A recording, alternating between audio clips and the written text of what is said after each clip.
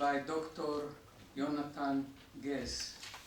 Dr. Yonatan Gez is a development anthropologist at the Hebrew University, where he currently serves as a postdoctoral fellow at the Martin Buber Society of Fellows in the Humanities and Social Sciences, and as a lecturer at the Hebrew University Local Community Development Studies MA program.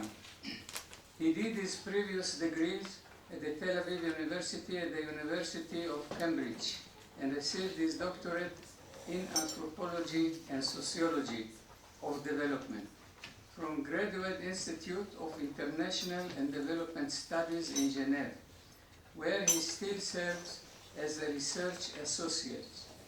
His academic interests are diverse, but mainly include relation between religion and development, religious mobility, and African Pentecostalism. Please, thank you very much, Dr. Yonatan.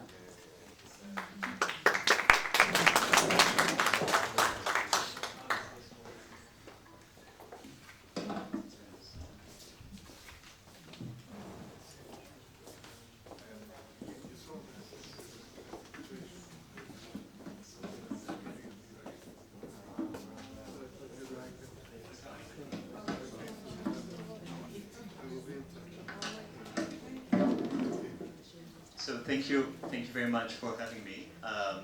If the term the Buber Society of Fellows is already familiar to you, this is not by chance. It's because two of my research colleagues, Dr. Verena Krebs and Dr. Gregor Bus, who are also postdocs at the Buber Society, have already given talks, wonderful talks, last night and this morning.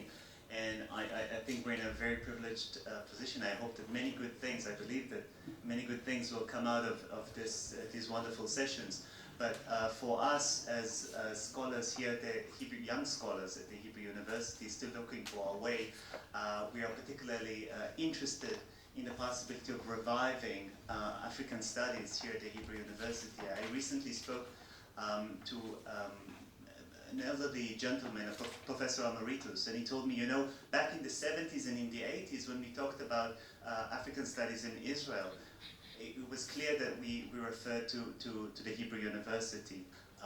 And it's wonderful that other universities now are very interested in African studies in Israel, but still I think the Hebrew University has much more to give.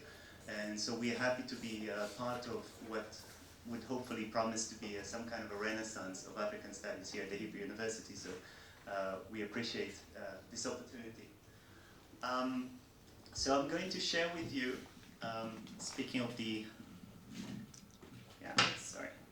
So I'm going to share with you a couple of insights from a research project, which is not really my primary research interest or focus, as Mr. Oded has presented me, but it's a new project. We had some talks already that have mentioned Mashav, an Israeli corporation, the Israeli Agency for Development Cooperation, which focuses primarily on work in Africa. So I'm going to share with you some insights from a new research project that I'm really an adjunct to, and also it's quite a new research project. So I'm so happy to be in a room full of experts who might be able to provide me with some more insights, and we can reflect and discuss together. So the title I gave my talk is Lessons from Israel's Rural Development Cooperation Schemes in Zambia and Tanzania. And I'm going to give you a little bit of the context first. And this is a little bit embarrassing because this division here you can see on the screen is taken primarily from Ambassador Oded's wonderful book on relations between Israel and Africa. So again, feeling, you know, to be in the room with people who have much more to say about these things than me. But so primarily, when you look at relations between Israel and Africa, I don't know which way to look. Okay, I'll look this way. there's a tendency to divide it into three periods. You've got the promising beginnings of the late 50s up to the early 70s, and we all are familiar with what happened, especially in 1973, the Yom Kippur War, and the long years of rupture. Of course, ties between Israel and Africa were never severed completely, but certainly embassies have closed down.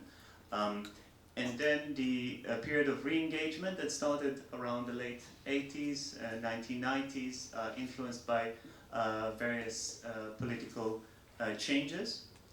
And it is in particular this first period that I would like to us to go back to, because this was the most interesting, the most vibrant period in terms of Israel's development involvement in Africa. As we also, well, sorry, I'll continue. Okay, so there have been a number of schemes, a number of types of ways in which Israel was involved in Africa during those years. One of those schemes, one of these approaches, is the implementation of cooperative agricultural communities. Israel had a reputation, both, and still does today, both when it comes to agricultural technologies and in particular water technologies. That's something that I'm sure we're all familiar with. But also had an interesting reputation in terms of the development of cooperative social setups. So the kibbutz is something that had quite a widespread reputation. I'm sure we are all familiar with the kibbutz. Some might be less familiar with the notion of the moshav, which is a kind of a more moderate version of the kibbutz. So it's a similar kind of rural arrangement, but not everything is completely collective. There's much more household autonomy in the moshav. So you can think about it as a moderate version of the collective vision of the kibbutz. In particular, there was much inspiration coming from the Lachish project.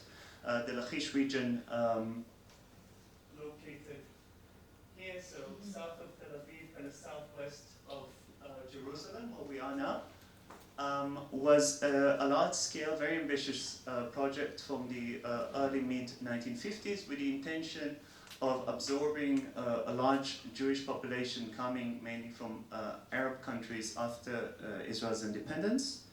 And it is based on these kind of projects that emerged within Israel, that Israel was exporting some of its experience and knowledge to some African countries.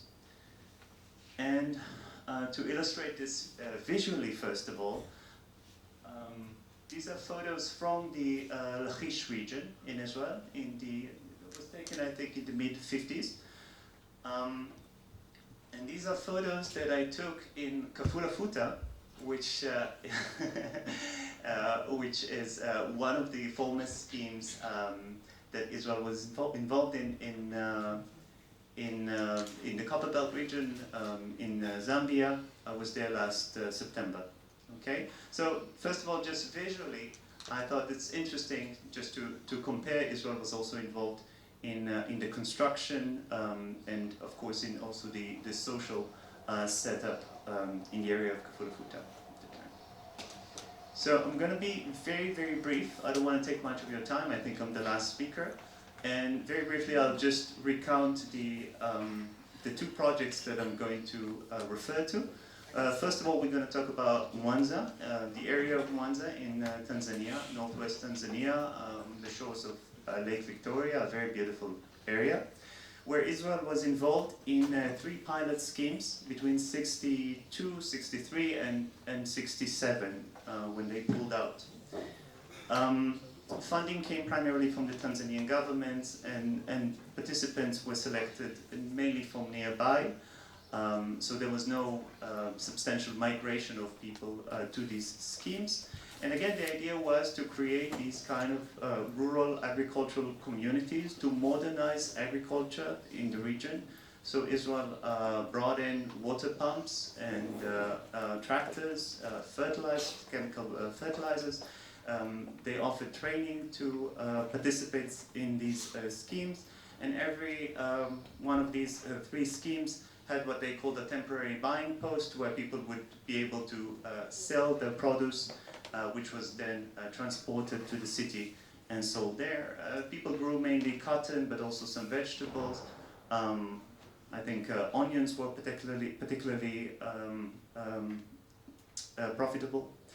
In 1965, however, the Tanzanian government reappraises the scheme and decides, for various reasons, that it is a little too expensive, and the Israelis are asked to pull out eventually in '67, and this is how the projects come to an end, or the Israeli chapter of these projects come to an end. In the Copper Belt, Israel was involved in 2 projects at the invitation of President Kaunda. 2 projects in the Copper Belt region. Local farmers were settled into smallholder plots in which they built uniform box houses, planted vegetable gardens. Israeli experts taught the settlers new techniques in agriculture, poultry farming, and animal husbandry. And they also educated local farmers in the ideological foundations and practical working of cooperative arrangements. So again, the same kind of logic, even though the implementation was a little different and probably more ambitious. The projects were successful, I would even say very successful, in terms of the yield and the produce that they were able to provide. Up to today, people that I spoke to say back in those days, thanks to the Israelis, we had an egg a day, for example, for those who were involved in poultry. However, in the wake of Yom Kippur, the Yom Kippur War, you're all familiar, the Organization of African Unity passes a decision ordering all member states to sever ties with Israel, and this was followed by the Zambian government. So there's a slight difference in the sense that in this case, in this latter case of Zambia, the Israelis had to pull out much more rapidly than in the case of Tanzania, where the projects also had to come to a close sooner than expected, but still they had some time to prepare themselves a little better for that. So the project that I'm sharing with you now, again, this is something still in its infancy. It's led by Dr. Lynn Schlell, who's the head of the Africa Center at Ben-Gurion University. And what we're trying to do is, everything that I just presented is found in the history books, in the book of Mr. Oded, and others as well have written about this. What we're trying to do is to revisit those sites and try to tell a different story, to tell the story from an African perspective and not from an Israeli perspective. And to see those schemes as merely one chapter, one moment within a wider, perhaps, process, a history of the locals in that place, and also of the host countries. So what does it mean to try and talk about Israel's development efforts in Africa from a local perspective? What kind of local perspectives can we find, and how do we bring together different narratives? Okay. So like I said, I was in the field in September last year, which is really not a long time, so it's really still the beginning. And we're thinking, by the way, of expanding our work beyond Zambia and Tanzania, also to Cote d'Ivoire and to Nigeria, so that's something that might come in the future. So, some examples from the field before I try and theorize a little bit, because, you know, academics, we want to put everything in boxes. So I'm going to start with just giving you very brief examples from the site, from the ground, so you have a little sense of the kind of dilemmas that I was facing when I was trying to reflect on the data that we were collecting. So these images are from a village called Mbarika. It's one of the 3 schemes in Mwanza. And when I arrived there, it was interesting because on the one hand, people were very positive, reflecting back on those days. First of all, I was very happy to find that there are quite a lot of elders who still remember those days. And if it's not the elders, then their children, their grandchildren, something has passed on to them. So people have been familiar with that. But at the same time, to the best of my knowledge, nobody from the Israeli side has actually been back to these sites after the projects have terminated. And correct me if anyone knows better. But the stories that I heard from people were in part disconcerting. For example, there was a rumor, and I really emphasize that it's a rumor, and I don't think it really has any holding on reality, but it's something that I have heard by a number of people, that perhaps the Israelis had some hidden agendas, that maybe they claim to have come to develop the agriculture in the area, but in fact they were interested in other things. For example, that they were digging for gold. And it's the same kind of stories, interestingly enough, that I also heard being mentioned with regard to the colonialists before independence. I heard very similar stories, for example, about the Germans before the First World War. That the Israelis were there to look for gold, and that the whole rural development schemes were some kind of a cover-up, or at least that some of them were interested in digging for resources, and that maybe they have buried their treasures somewhere, but you cannot really reach it, and there's a lot of ambiguity. Maybe it's guarded by snakes, so maybe there's a mine there, but all sorts of interesting rumors that maybe the Israelis were some kind of spies. Interesting stories. Some even told me that maybe they even poisoned the soil when they were forced to leave out of vengeance. All sorts of disconcerting stories indeed. In another village, also in Wanza, a village called Calamera, I met this woman here on the right, and she was very upset. This is someone else pointing, but here on the left, you can see that there's this barren field. Nothing grows there, they said to me, and they said the reason is that when the Israelis were there, this is where they used to store the fertilizers, the chemical fertilizers, which were very strong fertilizers. And relations between the Israelis and the local population in the village was problematic and difficult, and there was a lot of mistrust, to the extent that when the Israelis had to pull out, no one even wanted to touch these fertilizers. You know, you can even just take them and sell them somewhere, but they were left there. And again, that's a narrative that I've heard from this particular woman. They left the fertilizers, and the fertilizers infiltrated the soil and ruined that particular area. And having confronted this kind of narrative, which what I have read in the archives, in the Israeli archives, all the correspondences written by the Israeli development experts where they're on the ground, I could also try and build perhaps a fuller picture, because they have told other things, but they were indeed pointing at the same kind of problem of trust between them and the local population. One last example, before I try to theorize a little bit. In the site of Kafugu block, this is now Zambia and the Copper Belt.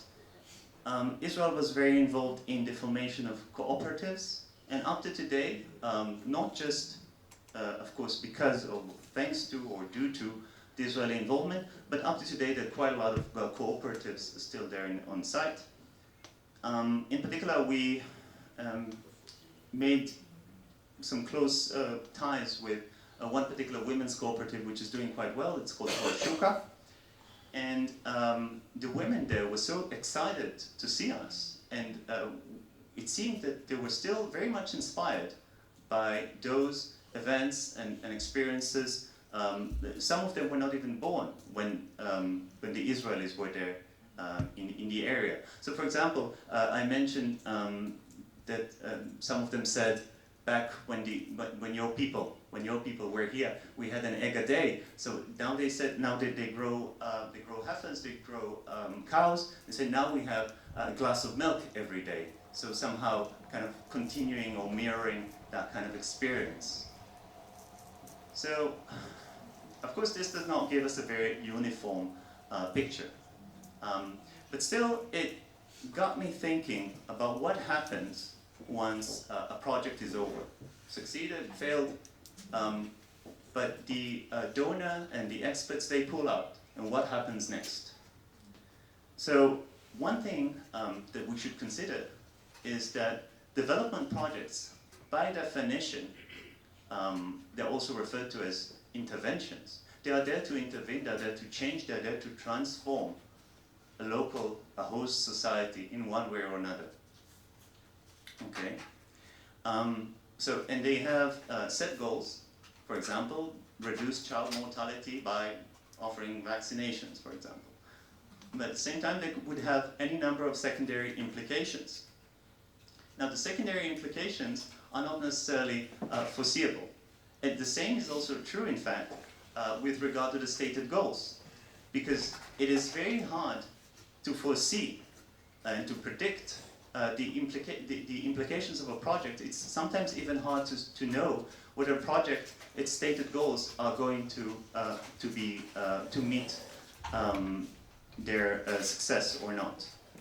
Some statistics even say that as large a number as 50% of development projects actually fail. And in light of the prevalence of unintended outcomes and impacts, both in terms of the stated goals and in terms of secondary implications, we should, I believe, be especially conscious of the concreteness of development interventions as a presence that leaves behind it some kind of heritage, okay? And let's try and think about what remains. What is the wider heritage of a development project, okay? Which is, again, not necessarily in good correspondence to what is intended. So looking at the projects in particular, the two schemes in the two countries that I mentioned, I came up with some kind of a very preliminary still taxonomy. That is some kind of a classification of what we see remaining after, and in this case, many years, decades after a project has ended. So first of all, we have the material remains, right? We have the material remains, and here you can see these are from the three villages, the three schemes in Tanzania. And then you have the way that the project has affected people's living circumstances, the competences that they've acquired, for example, through training, the influence that the project has had on their physical condition and health, right? I mean, if you vaccinate a child, then many years after, there would still be an implication to that. And then you have the material means and income. For example, in one of the villages, the project was formally perhaps considered a failure, but at the same time, I looked around and there were very nice houses in the village, and people told me, yes, we built them in the 60s, thanks to the money that we earned from the years in which the project was actually going smoothly. So again, this kind of wider material implications, even though what you see seems like ruins, but people still have gained income and used it. And then you've got all those mental representations and images, such as the rumors and the memories and the sentiments and the anger and the frustration and hope that they would come back. All these kind of mental images. But there's one thing that complicates this further, because if we look at this not as an Israeli story, but as a local story, then in fact you would see that there's a big flow of projects, of agencies, coming and going. After the Israelis have left Mbarika, for example, some years after, there was another project also for improving irrigation in particular, coming from an Indian agency. After that, there was a Tanzanian project, a local project. So there's, in fact, you've got different heritages, perhaps. Okay, you've got different schemes and the confluence between them. So that complicates things a little bit. And I want to give some quick examples. Here on the right, okay, here on the right you can see this is a pipeline that was laid by the Israeli development agents back in the 60s. And so of course there was no water flowing through it after Israel has left because people have sold off the pump and they were unable to sustain it and maintain it. What they have done though, in the early 2000s, the government of Tanzania has given the people of the village, through some scheme, they have given them a new pump. And what they did, they said, okay, that's good. So we have the old pipes, so we can just weld them and use them, so the water would flow through the new pump. And that did not work. So what they told me is that there was pressure difference between the new pump and the old pipes, and the water would just not flow through it.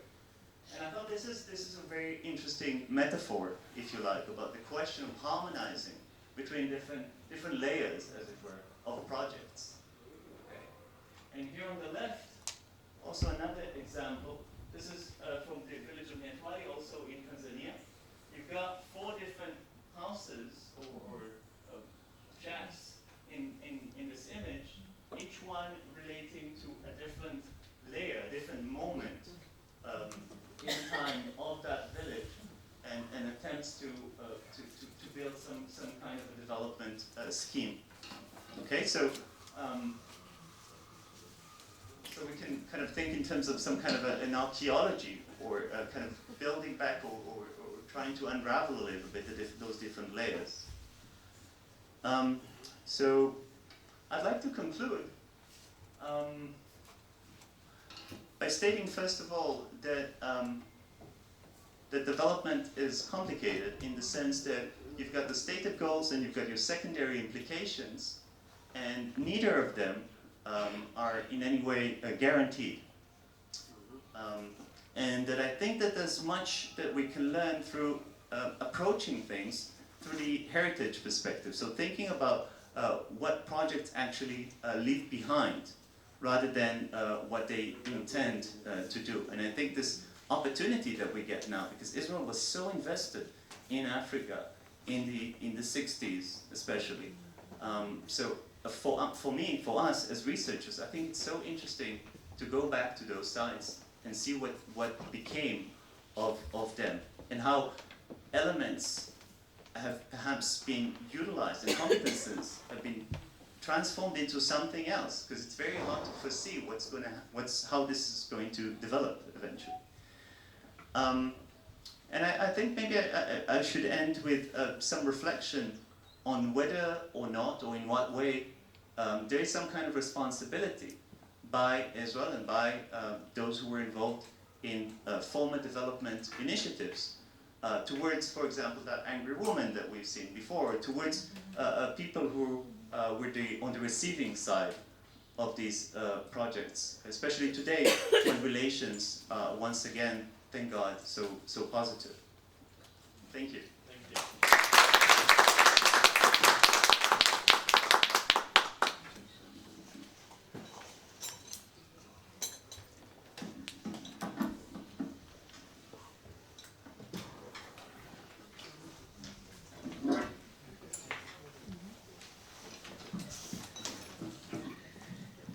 So, ladies and gentlemen, we have to make some changes here. The first announcement